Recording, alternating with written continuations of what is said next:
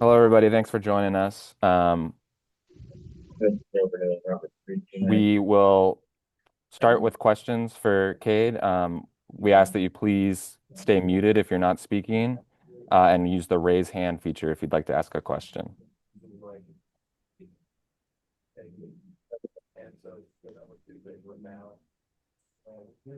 All right, we'll go to Daniel Kramer first.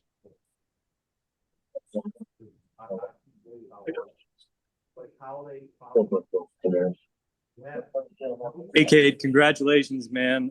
Just what was your reaction when you heard that you were going to be coming to the Mariners and, an organization that has such a track record of pitching development? Yeah, I mean, still doesn't really feel real. And when I heard my name, obviously, it's what you dream about. And just super grateful to be selected by an organization that really got to kind of meet and take in. And I think just everything happens for a reason. And for me to be selected by the Mariners truly means a lot. And it's an emotional time. And just really excited to spend this time with my family and celebrate with them. We'll go to Shane Lance with the Seattle Times. Hi, Cade. The Scott Hunter, the scouting director, was talking about a lot of your skills, what makes them excited. Can you walk us through a little bit your pitch mix, kind of the things that you think have given you success over the past year? Yeah, I think I give a lot of credit to my coaches at LSU. Uh, for me to be where I'm at, I wouldn't be where I'm at without them. And I've a four-seam fastball, curveball, slider, and changeup.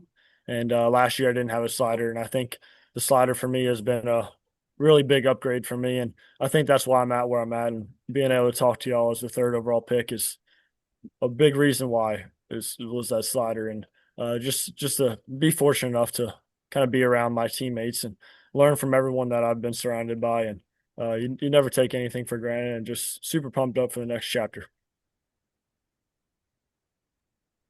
We'll go to Karen Kowach. Hi, Kate. Congrats. You have a former teammate who was drafted by the Mariners last year, Christian Little. I was wondering if you've talked to him at all and if he's told you at all about the organization and their pitching development, things like that. No, I haven't talked to him, but as soon as I got selected, in the back of my head, I was like, I know a guy from here, and it's a really good feeling.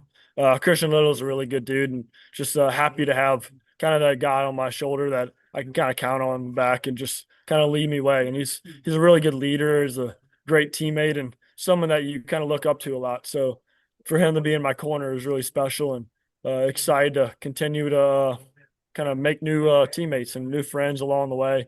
And actually, when I played for Team USA when I was 17, Walter Ford was my roommate, so I know him as well. So yeah, there's a couple connections already, and got to meet the guys over at Seattle through Zoom. But just I think it's the right fit for me, and that's what it's all about, man. We'll go to Mike Benton with KJR. Hey, Kate, congratulations. Welcome to Seattle here. We've heard about some of the ambitions for you when it comes to the kind of pitcher that you want to be down the road. Who are some of the pitchers you grew up watching that really embody not just the pitcher, but the kind of results that you want for your career? Yeah, I think it's easy to like refer to a Kershaw, Max Fried, but I think it's not. It's a lot more than just the pitcher. It's the mentality. Guys like Derek Jeter, uh, and I've seen. I mean, I've been watching actually Cal Riley. I mean, obviously he's having a great season, and just in the back of my head, just to kind of watch those guys, and at the same time, I mean, everyone's a big leaguer for a reason, and you can kind of learn something from everyone, and just to have that little back in my head, kind of feeling that uh, I have those guys in my corner, and but I also, once again, yeah, Max Fried and Kershaw come to mind, just the mechanical side of things. But I kind of pick up on things from a lot of different kind of players. Go to Brady Farcus. Cade, congratulations. I'm curious your experience in the SEC and at the College World Series, how that prepares you for life in professional baseball. Yes, sir. I mean, to have that opportunity to pitch in the SEC and pitch in the World Series kind of prepares you for the next step. And when you pitch in the SEC, I think it's just a stepping stone for the next step. And just to have that opportunity, and really blessed with Coach Johnson for giving me that chance. And really cool memories I made along the way at LSU, and super happy and fortunate enough that I was a part of that. But really looking forward to the next chapter as well. We'll go next to John Eids, WFB TV. Hey, Cade, congratulations. Thank you, John.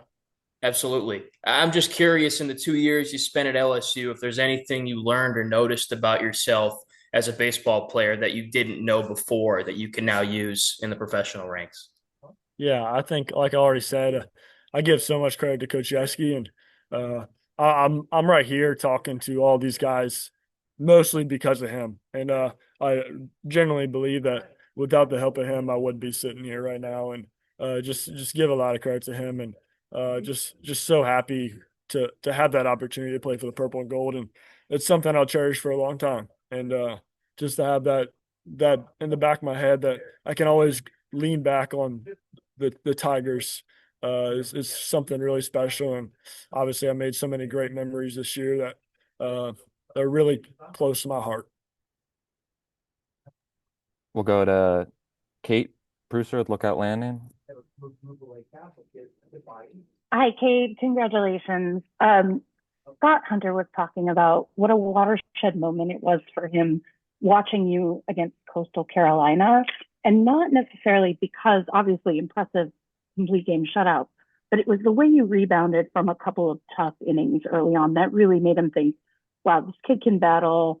If this is what he looks like when he's not got his best stuff, like, we really believe in this. What did you learn about yourself through that experience? Yeah, I think it's easy to determine a pitcher based on when you're doing good, but I think the ultimate kind of factor for me is when it's not going well. Like, what do you react like? And just to continue to go out there and battle. And that's the kind of pitcher I am. I'm going to give it all I got for my team, and now it's for the Mariners. So I'm just super blessed. I mean, I've had so many cherishable memories over the last month or two, and this is just another one of those things that I'll look back on and just be so grateful for. We'll go next to Zach Harris with Seattle Sports, 710.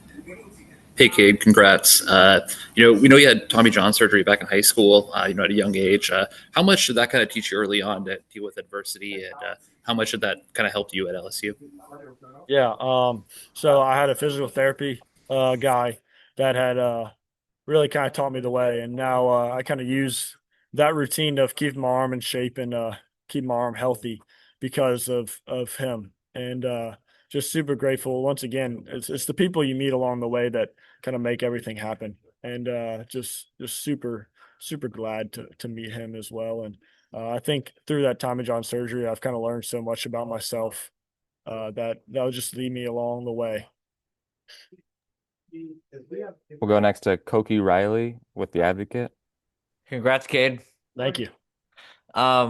So I was curious, when you were going through the whole draft process, what were those conversations like with Seattle when they met with you? I think you mentioned that Zoom earlier. Like how did you sort of connect with those guys during those conversations? Yeah, so Andy McKay actually came to my house. I'm not maybe a week and a half or two ago.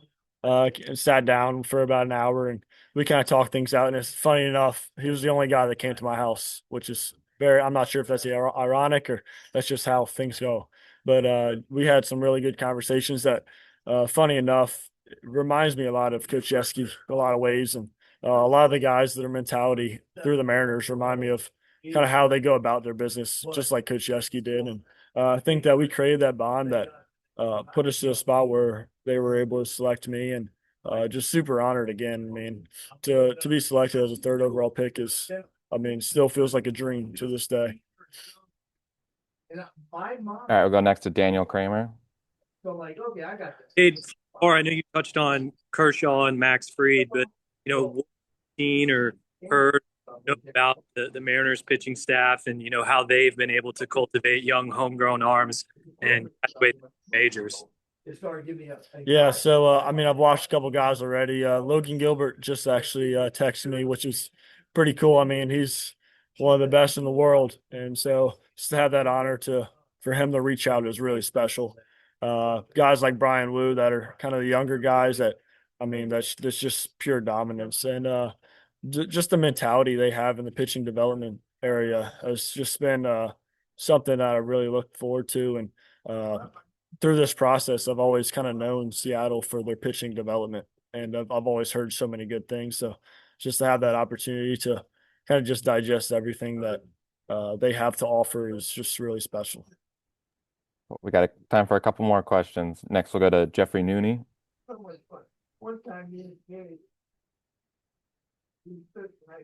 Sorry, still learning in Zoom. Congrats, Kade. Thank you. I just wanted to ask, what are some personal goals you got for the major league level? I mean, besides making it, obviously, but what are some goals that you want to have set for yourself?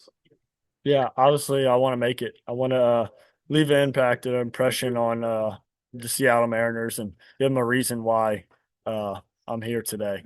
And just super blessed again for that chance. But at the end of the day, I mean, just like how I was at LSU, that I want to win. I want to win a World Series, and I think it's simple as that. That you come here to win, and I mean that's what I've already done. It's nothing new, and I know what it takes. And I've heard so many good things about the locker room in Seattle, how everyone's getting good dudes, and that's what it's all about. Just being in the locker room with your guys that you can kind of count on when times get tough, and ride those memories when times are high as well. All right, we'll go back to John Eids for the last question. Thank you. Kate, obviously a massive jump from freshman to sophomore year. Just what do you remember about this time last summer? Maybe you were watching the draft and stuff, and how you were outlining the next year that's led you to this point. Yeah, you look back at Gage Junk, Luke Holman, Thatcher Hurd, and those guys, and you just be like, man, that's incredible. And I wish I could kind of be it with them. And they've taught me so much throughout last year. And I think through that process, it's just continuing to work every day and just live in that moment where it's just one day at a time. And Coach Yasky, you give a lot of credit to him once again, but you just live in that moment where every day counts and just continue to work. All right. Thanks everybody for joining us. Thank y'all so much. Kade. Congrats, Kate.